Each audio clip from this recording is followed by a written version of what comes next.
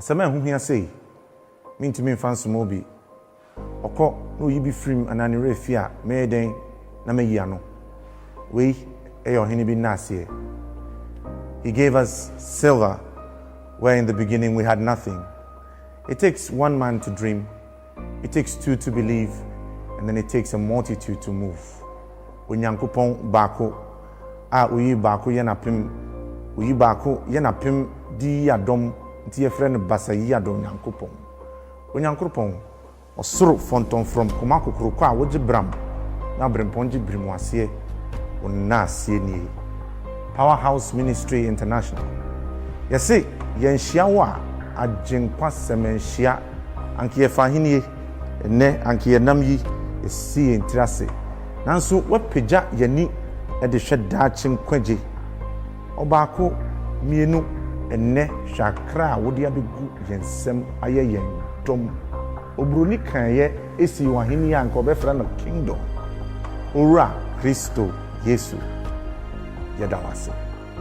Yadawase a ekosi sen wo yo kwantuni poma wo yo kofuo poma wo yo obi a oso niema koton so poma Onyankopon yesusu basafanso a wo ye poma. The potter's staff, the fighter's rod, the shepherd's staff to protect and direct. And so already we have 20 and 5 new beginnings, greater heights. This is how far we have come. Do not be in a hurry to move. There's so much more we have to tell you.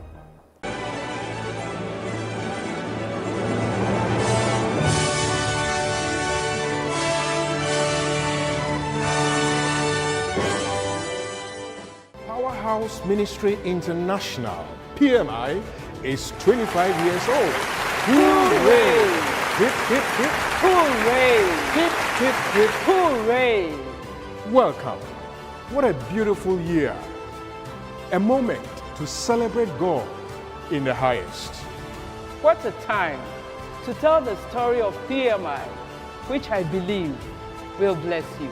A story as told by eyewitnesses, torchbearers, and the visionary. A story of God's church through little beginnings, interesting details, but all coming together to form a beautiful story.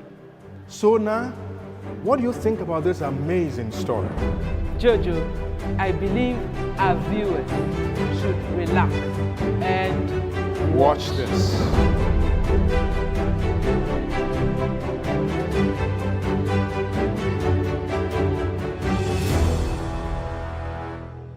Once again, welcome to a simple yet an amazing story of God's grace, mercies, and goodness. A story of despising not little beginnings, a story of series of disappointments, enduring hardships, long sufferings, betrayals, and yet winning battles. A story of hope against hope. A story of interesting detours that still reveal the light of God, shining at all difficult moments. A story of the reality of God's defining moments that testifies of His abundant grace, mercies, and His goodness. This is a story of what to do when you don't know what to do, even as a believer. It is our prayer that this story of Powerhouse Ministries International at 25 will build your faith in the Lord so that you will never give up nor throw in the towel in your walk with the Lord. So to tell the story of Powerhouse Ministries International, PMI, God touched the heart of a well-read young man, a passionate servant of God, right here in Ghana, with a strong conviction, passion, and desire to step out and start a church. Reverend Bernard Ni Ashantekwe Adeakwa. In 1995, somewhere around June, I felt led of the Lord after intense prayer to step out and start a commission. I was not too sure exactly where, but the initial place of meeting was at the medical school canteen in Kolebu. Prior to that, in June of that same year, 1995, I had spent quite a number of days and nights praying for weeks at the University of Ghana campus, Legon, seeking the face of the Lord on exactly what to do. And I, with my wife, after intense prayer, decided to settle on starting a church. And then Mansa was pregnant with Timothy. Our firstborn son was 4 years old. Our second-born daughter was 2 years old, and Timothy was being carried in the womb. It was going to be quite a trying time stepping out and starting a church with my wife pregnant with child. But she gave me her support, and we stepped out with a lot of prayer and fasting. And I'm sure she can tell us how she felt when I told her PMI was about to start. It was interesting. The day he told me that he had the conviction to start a church, I was stunned. I didn't know what to say. But because of how we have built our lives over the years, trusting God, following God's direction in every way, I just said, follow your heart. If God has called you to start a church, I'm with you. I'll stand with you. And we prayed about it, and we sought the face of the Lord, and that is how it all began. It was difficult, but that is how it all started. Pregnant with Timothy at the time, didn't know what to do. And that time, you had to go to the gardens to pray, and it was lonely because there was nobody there. It was so lonely, and you were out praying, looking for a place. You know, the burden was so heavy at the time. And I didn't have friends because that time, most of our friends were nowhere to be found because we're starting a church. They were not there. You couldn't call anybody. You couldn't look for anyone. And with my pregnancy and the little kids, you know, we just had to trust God and look up to God. And it was full of lonely moments. Very lonely moments, and I think that was how I felt at the time. So I mean, it's interesting to now look back and see the loneliness, the rejection, and the fear of the unknown. And two young couples, I was in my early 30s, and you were still in your late 20s, wanting to step out and start a church without a job, without an income, and believing God for the future. But that is how Powerhouse started. And so I reached out to a few friends who initially were not very keen on joining us. And then we remembered Reverend Oscar, who had been a childhood friend we had grown up with in Nyaniba. And so we called him over and mentioned to him that we're ready to start a church. And he willingly jumped into the fray with us. And that is how Powerhouse started. How really prepared was the family of Reverend Bernard Adiakwa and his beloved wife at this time? We were living in an outhouse belonging to a friend at North Kaneshie, and we had 3 children. There was no car, and we couldn't pay rent. Life wasn't very easy, but we had faith in God that He who has begun a good work in us and called us will definitely provide. So the PMI journey began with great hope, focus, and undying faith, but with more battles to fight as regards place of worship and accompanying challenges. The lonely moments of prayer alone at Legon was because there was nobody. So even though I stepped out in June, the whole of June was just for prayer and fasting, all nights, sometimes painful all nights at Legon. And then on the first Sunday of July, we decided to gather, and that is where we came to the Kolibu Medical School canteen, which had allowed us on a temporal base to meet there. So when Pastor Bernard shared with me about when Bernard, your husband, he, I was quiet for a few moments because the burden just came on me like, you're going to start a church. It means that you are going to be, you know, in the public eye. Everybody's going to be looking at you. I had to behave myself in a particular way You have to be, a pastor's, senior pastor's wife. No training. Nobody to be an example for me. And it was, so many things just came rushing through my mind. But I just said to myself, if God has called, then God is definitely going to equip us to go through it. And I just said, Father, show me what to do. And all I just wanted to do was support him any way I could. So it was more of like, what can I do? What can make you feel better? You could tell that he was so burdened with the call, so heavy.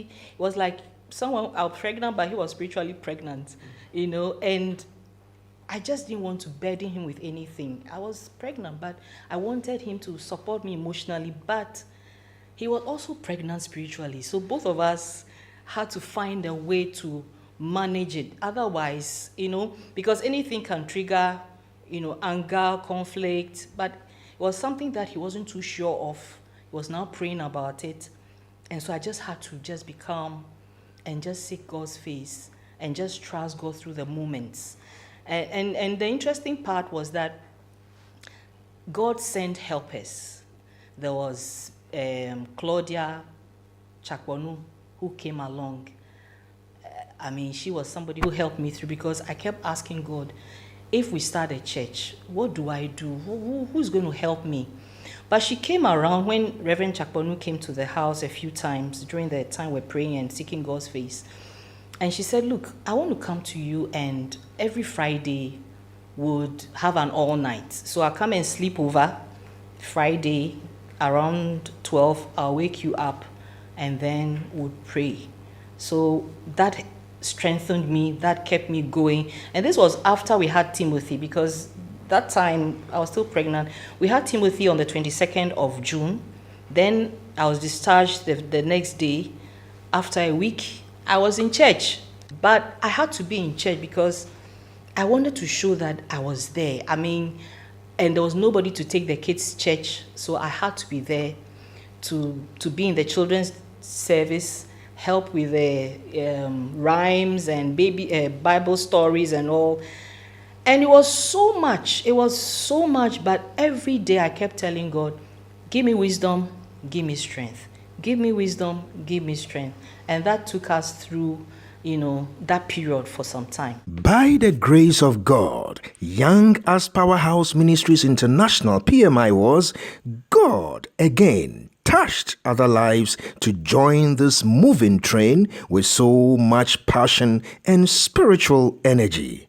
Let's welcome one of the founding members. I would say that the PMI story cannot be told without mentioning the initial opposition. There were many things that were said.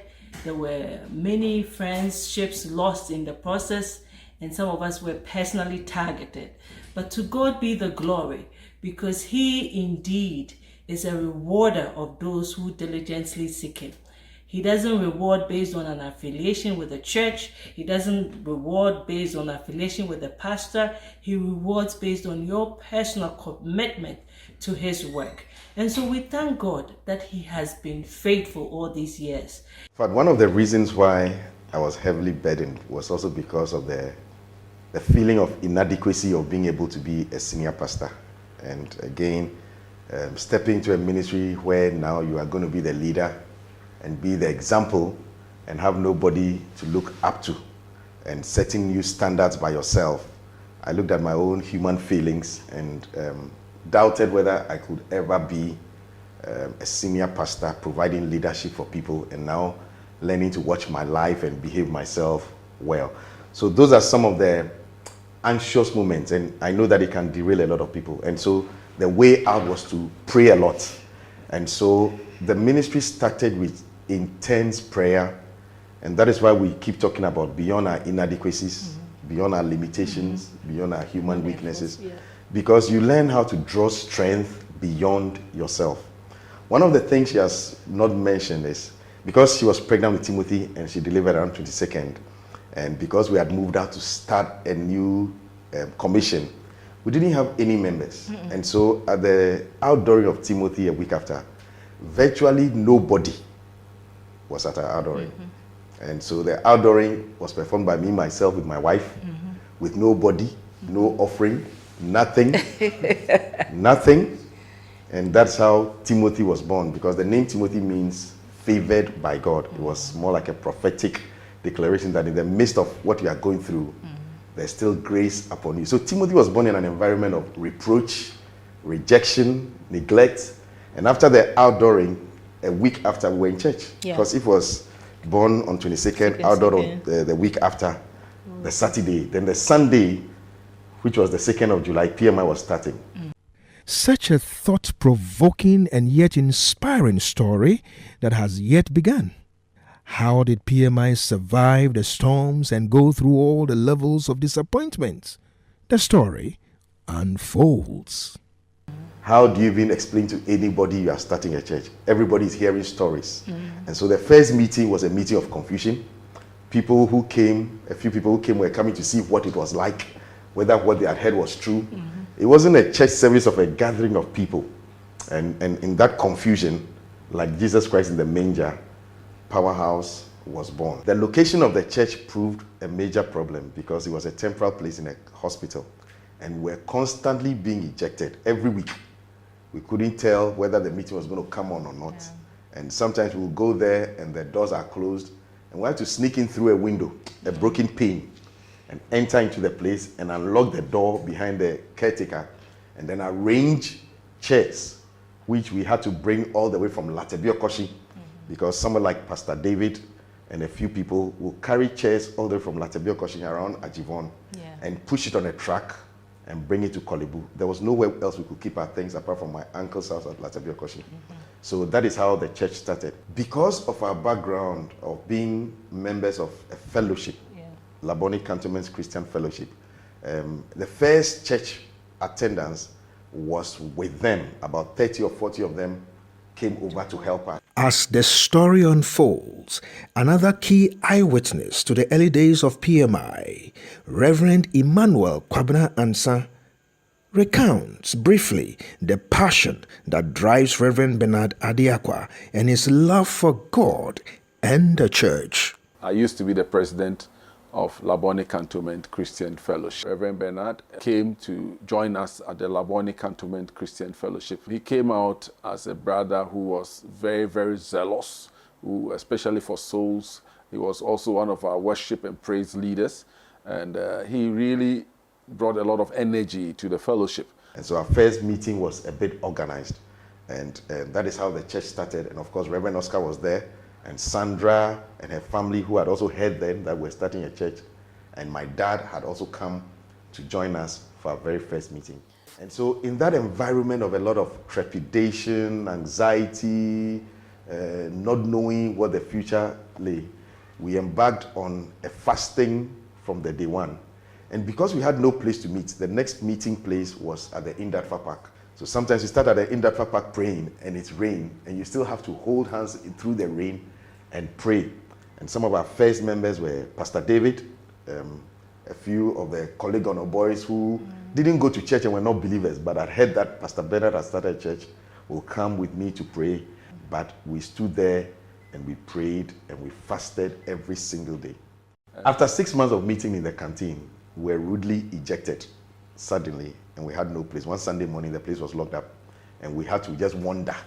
And finally met later in the day at the social welfare, which was another canteen. And the gentleman was afraid, so he let us just meet in the corridor, open space with the sun beating on us, just packed a few chairs just to be able to have a meeting with a few young people who were there. And then we had to eventually look for a place. We looked all over Accra. Nobody was prepared to host us. And then Friday before the Sunday, we heard news about a school at the KG1 cluster of schools that was prepared to allow us to meet for that Sunday. So we now had to pass word around. There was no mobile phone, there was no WhatsApp, there was no communication, whatever it is. So what do? You kind of like have to pass word around and hope it gets around. So our first meeting was a major disaster because the place was open on a Sunday morning, very dirty. You had to come early and come and sweep yourself. Nobody there. The people don't know where we're going to meet, so most people don't come. And we just sat there, but in the midst of it, the faithful God proved through. We still held on to our faith, and we continued praying. And that's how the meetings started at the KG1 cluster of schools, which was a paradise. Acts chapter 1 verse 8.